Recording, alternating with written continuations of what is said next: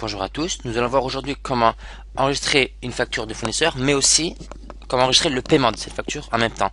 Par exemple, ce qui peut être intéressant si vous êtes à la fin du mois, vous avez reçu une facture en début de mois, vous avez oublié de l'enregistrer et de la payer, et vous êtes donc en retard. Donc vous allez devoir l'enregistrer dans l'économique, mais vous allez devoir aussi enregistrer le paiement en même temps.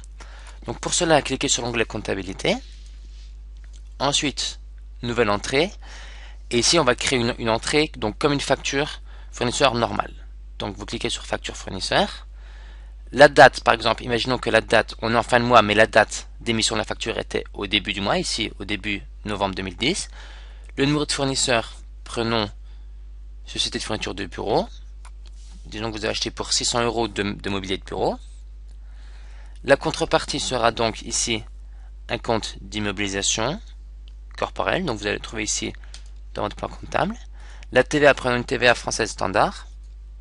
Le texte, vous pouvez écrire achat,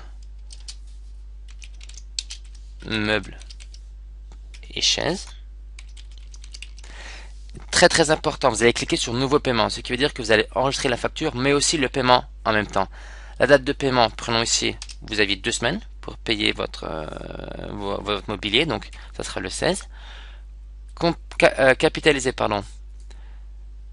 Vous allez choisir votre compte banque, qui est donc en fait le compte de contrepartie du paiement. Date de fin, vous allez écrire la date du jour ou la date d'exigibilité qui était donc le 16. Et numéro de facture, prenons ici c'était le numéro de facture 400. Vous allez cliquer sur OK. Pardon, on va prendre un autre numéro de facture, excusez-moi, 401. Vous cliquez sur OK et vous allez avoir donc deux lignes qui vont apparaître, à la fois la facture achat meuble chaise qui sera donc l'enregistrement de la facture, mais aussi l'enregistrement du paiement, ce qui est donc très intéressant puisqu'ici, en une seule manipulation, vous allez comptabiliser deux choses différentes. Vous allez cliquer sur comptabiliser les entrées. Ensuite, vous cliquez sur comptabiliser.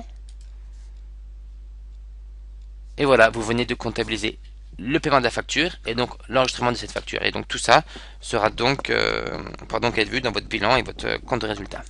N'oubliez pas, comme d'habitude, l'onglet d'aide qui se trouve ici.